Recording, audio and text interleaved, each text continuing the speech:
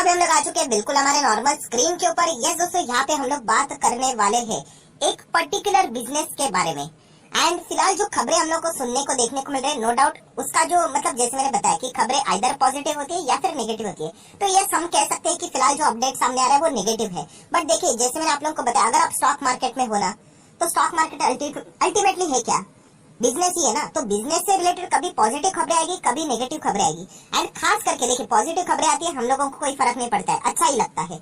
Negative खबरें आती है तो हम लोगों ने भागना नहीं है। मैं देखता हूँ कि बहुत सारे लोग बोलते हैं कि सर नेगेटिव खबरें कवर ही मत करो, ऐसा नहीं चलेगा। ये कंपनी खुद मेरे पास है, नेगेटिव खबर तो जरूर है, बट हमें समझना होता है कि वो नेगेटिव खबर क्या बिजनेस को ही खत्म कर देगा या फिर टेम्पररी, देखिए टेम्पररी प्रॉब्लम क्यों क्रिएट करेगा।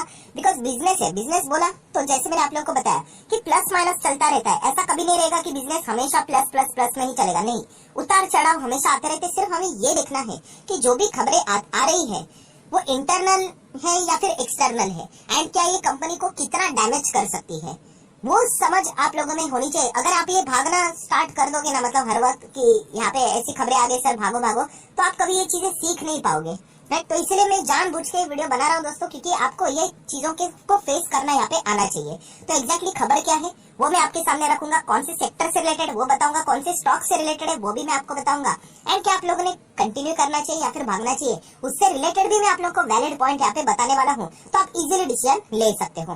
तो चलिए, सबसे पहले आज क्या तारीख है, तो 30 सितंबर मंथ को टाटा बाय बाय हम लोग कर लेंगे। आज का आखिरी दिन है। एंड कल से अगर हम लोग बात करें तो कौन सा दिन है, यस, एक नया फ्रेश मंथ स्टार्ट हो रहा है, अक्टूबर 9।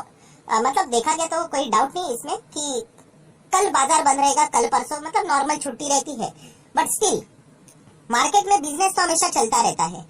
सो 1 अक्टूबर से कुछ नियम हम लोगों को, कुछ रूल्स हम लोगों को बदलते हुए देखने को मिलने वाले, कुछ यहाँ पे नए रूल्स एंड रेगुलेशन लगने वाले। अभी आप बोलोगे कि ये नए रूल्स एंड रेगुलेशन तो बोल रहे हो, अभी दुनिया भर के नए रूल्स एंड रेगुलेशन आते रहते हैं। तो ये रूल्स एंड रेगुलेशन किसके बारे में, कौन से बिजनेस के बारे में है, तो दोस्तों ये रूल्स एंड रेगुलेशन है क्रेडिट कार्ड के बिजनेस के बारे में। यस, यहाँ पे क्रेडिट कार्ड से रिलेटेड कुछ पहली चीजें चलती थी, वो अभी 1 अक्टूबर से हम लोग को कम्प्लीटली बदलते हुए देखने को यहाँ पे मिलने वाली है।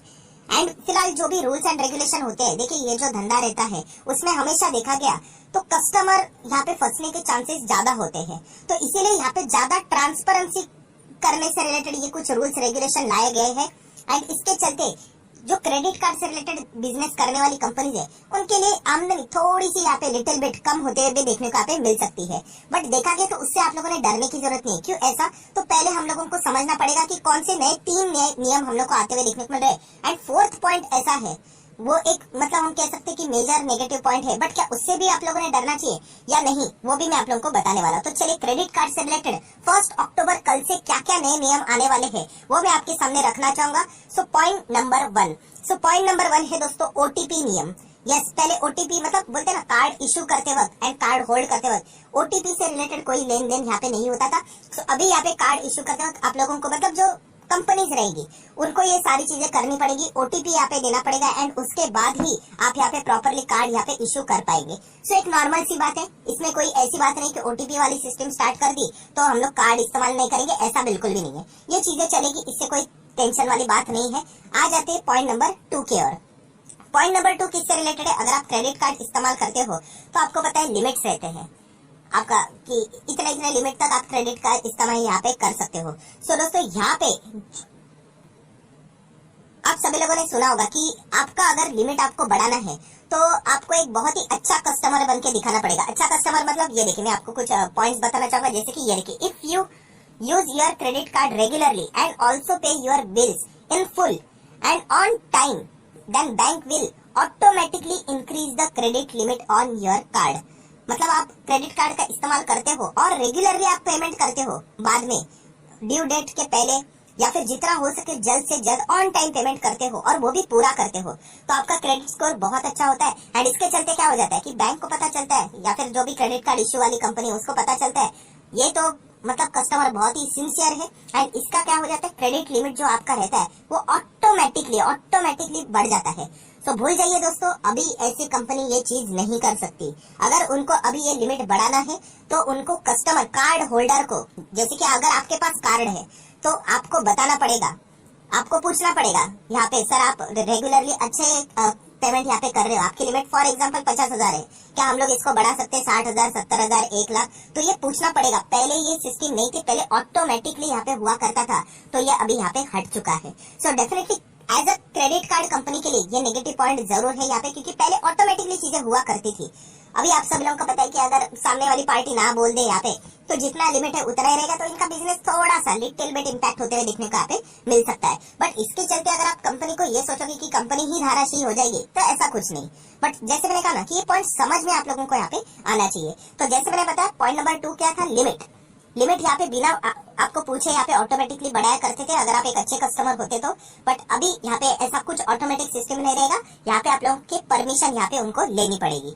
देन दोस्तों पॉइंट नंबर 3, ये बहुत ही ज्यादा इंपॉर्टेंट है एंड ये एक्चुअल में कंपनी के रेवेन्यू में इम्पैक्ट डायरेक्टली ना इनडायरेक्टली जरूर करेगा। और वो किससे रिलेटेड है? क्रेडिट कार्ड का असली धंधा क्या है? ऑब्वियसली क्रेडिट के ऊपर पैसा देना। अगर आप टाइमली पे कर देते हो तो आपकी जान छूट गई, एंड अगर नहीं करते हो तो भारी भरकम इंटरेस्ट आपको पे करना पड़ता है, बहुत ही भारी तगड़ा इंटरेस्ट लगता है। चलो मुझे कमेंट सेक्शन में जस्ट बता देना कि अगर आपने क्रेडिट कार्ड का इंटरेस्ट अगर आपने टाइम मतलब पेमेंट आपने टाइम पे नहीं किया तो कितना % का इंटरेस्ट देना पड़ता है।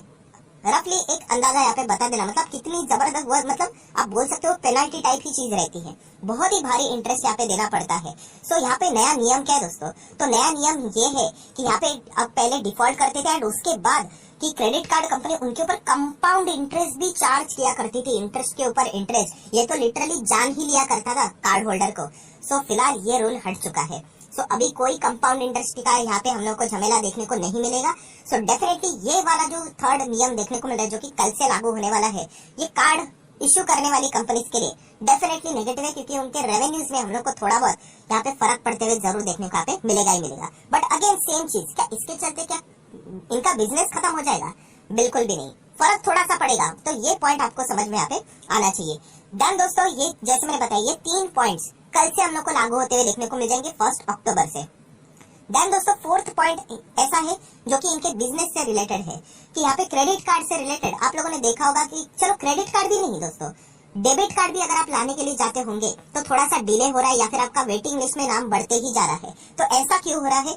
तो फिलहाल खबरें सामने आ रही है कि कार्ड में आप लोगों को पता है यहाँ पे चिप का इस्तेमाल होता है एंड इस चिप से रिलेटेड ग्लोबल लेवल पे हम लोग को मैसिव शॉर्टेजेस देखने को यहाँ पे मिल रहा है।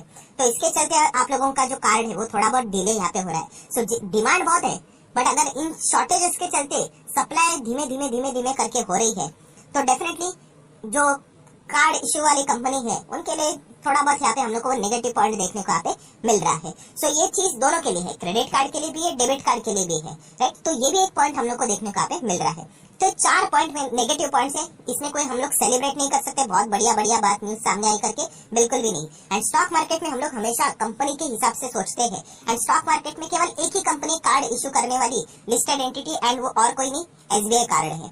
तो क्या SBI कार्ड इसके चलते क्या इसको नुकसान होगा?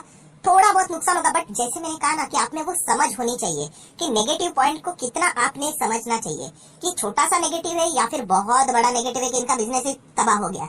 तो ये कोई बिजनेस तबाह करने वाली बात नहीं है। यहाँ पे कस्टमर के फायदे में जरूर है तो कंपनी के अगेंस्ट रहेगा ही रहेगा, बट इसका अर्थ ये नहीं कि कंपनी बर्बाद हो जाएगी करके। तो ये पॉइंट भी आप लोगों को समझ में यहाँ पे आना चाहिए। सो यहाँ पे जो सवाल पूछे जा रहे हैं, सर ये जो नए नियम है या फिर जो मैसिव चीप शॉर्टेजेस देखने को मिल रहे हैं, तो क्या इसके चलते कार्ड कंपनी मतलब SBI कार्ड क्या यहाँ पे क्रैश हो जाएगा, बर्बाद हो जाएगा? तो दोस्तों ऐसा नहीं है, आप एक नॉर्मल अंडरस्टैंडिंग लेकर समझो। इसलिए कहता हूँ कि बिजनेस की समझ अगर आपने जितनी गहराई से होगी उतना आप स्टॉक मार्केट में अच्छा बिजनेस करोगे, मतलब आप अच्छे रिटर्न्स कमा पाओगे। सो SBI कार्ड के लिए नेगेटिव जरूर है, बट छोटा सा ठीक है, चल जाता है। इतनी बड़ी यहाँ पे जो कंपनी है, लगभग 80-90 लाख करोड़ का मार्केट कैप वाली कंपनी, इन नियमों के चलते कोई बंद नहीं होने वाली है। ऐसे नियम थोड़ी ना सरकार खुद ही लेके आएगी कि कंपनी ही बंद हो जाए।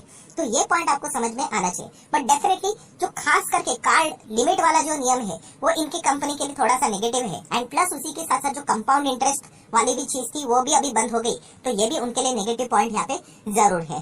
तो इसका फटका थोड़ा सा टेम्पररी इनको यहाँ पे जरूर देखने को मिलेगा, बट लॉन्ग टर्म के हिसाब से अगर आपके पास ये कंपनी है तो इस न्यूज के चलते आपने कोई डर के मारे एग्जिट करने की बिल्कुल भी जरूरत नहीं है। अब ये सारी चीजें मैंने कवर की है, अभी यहाँ तक तो वीडियो कोई देखता ही नहीं, उसके पहले ही भाग जाते हैं एंड कमेंट सेक्शन में स्टार्ट हो जाते हैं, सर आप क्यों डरा रहे हो? अरे डरने की बात नहीं, जो हकीकत है वो समझना आपको आना चाहिए। आंख बंद करने से प्रॉब्लम सॉल्व नहीं होती। ये कंपनी मेरे पास भी, छोटा सा हिस्सा मेरे पास भी है, बट जो है वो सच है।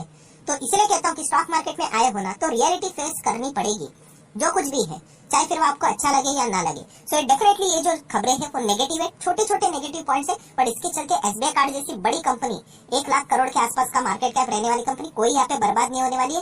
एंड आने वाले समय में ये कंपनी अच्छा ही परफॉर्मेंस करेगी। अभी अच्छे न्यूज भी मैं बीच में लेके आया था कि फेस्टिवल सीजन में इन्होंने कितने सारे ऑफर दिए हैं, कितना जबरदस्त बिजनेस बढ़ते जा रहा है, ऑनलाइन बिजनेस बढ़ते जा रहा है, तो वो भी पॉजिटिव खबरें हम लोग सुनते हैं, तो नेगेटिव पॉइंट भी सुनना थोड़ा बहुत यहाँ पे आना चाहिए। सो आशा करता हूँ कि आपको ये वीडियो हेल्पफुल लगा होगा, तो आप चाहो तो इसको लाइक एंड शेयर कर सकते हो। एंड डिमैट अकाउंट अगर आपने अभी तक ओपन नहीं किया है तो लिंक नीचे डिस्क्रिप्शन